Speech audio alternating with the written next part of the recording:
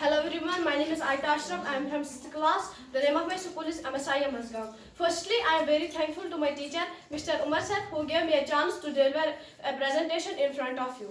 Today, I am here to share my presentation about reflection of light. Without wasting time, I would like to start my presentation. Reflection of light. The bouncing back of light in the same medium after striking to the surface is called a reflection of light. इसका मतलब समझो आप, जब भी कोई light किसी surface से टकराती है उसके बाद वो बैक होती है, मतलब उसके बाद वो टकरा के वापस आ जाती है, उसको हम कहते हैं रिफ्लेक्शन ऑफ लाइट। मैं आपको एक एग्जांपल दूंगी। मान लो आपके हाथ में एक बॉल है, आपको उसको क्या करना है, आपको उसको वॉल पे हिट करना है। वॉल पे हिट किया आपने, क्या बताओ, क्या वो बॉल वापस आएगी या दीवार में चली जाएगी? वापस आएगी, है ना। वो क्या हुआ, बाउंस बैक। यहाँ वहाँ पर बॉल का बाउंस बैक हो रहा है और यहाँ पर किसका हो रहा है, लाइट का बाउंस बैक।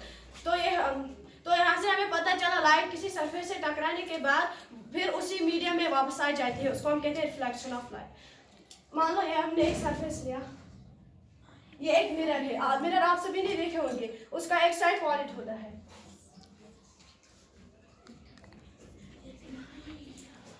मान लो ये इंसिडेंट रे है,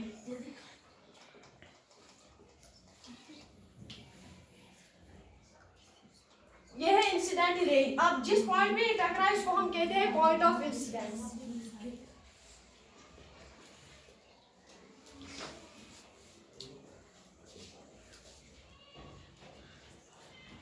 ये है इंसिडेंट रे। अब जिस पॉइंट पे टकरा है इसको हम कहते हैं पॉइंट ऑफ इंसिडेंस। अब रिफ्लेक्शन कैसे हो, जो हमें डिफिनेशन में पता चला, द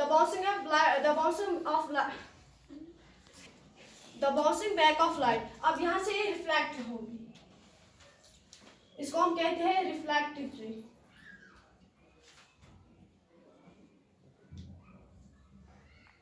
इसको कहते हैं हम रिफ्लेक्टिव रे।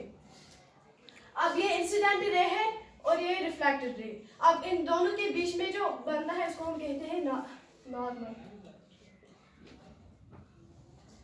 नॉर्मल किसे कहते हैं, जो भी ये सरफेस है इसके 90 डिग्री एंगल पर क्या होता है, नॉर्मल।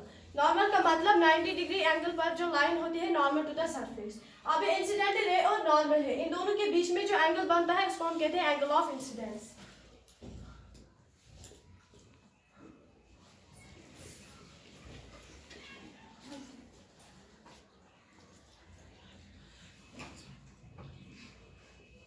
इंसिडेंट रे और नॉर्मल के बीच में जो एंगल बनता है उसको हम कहते हैं एंगल ऑफ इंसिडेंस। और नॉर्मल और रिफ्लेक्टेड रे के बीच में जो एंगल बनता है उसको हम कहते हैं एंगल ऑफ रिफ्लेक्शन।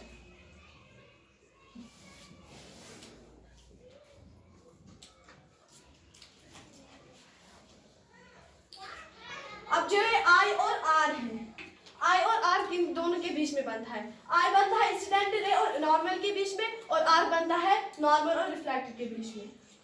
तो ये होते हैं हमारे पास रिफ्लेक्शन ऑफ लाइट। अब हम देखेंगे लॉज ऑफ रिफ्लेक्शन। रिफ्लेक्शन के दो लॉज है। पहला लॉ जो होता है वो होता है ये, इंसिडेंट एंगल ऑफ इंसिडेंस और एंगल ऑफ रिफ्लेक्शन इक्वल होते हैं।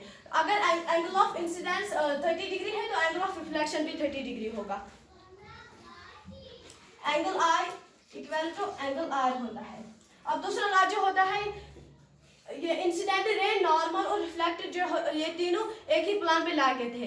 एक ही प्लान पे ला करने का मतलब क्या होता है, incident ray, normal and reflected all lies on same plan. Thank you for your question.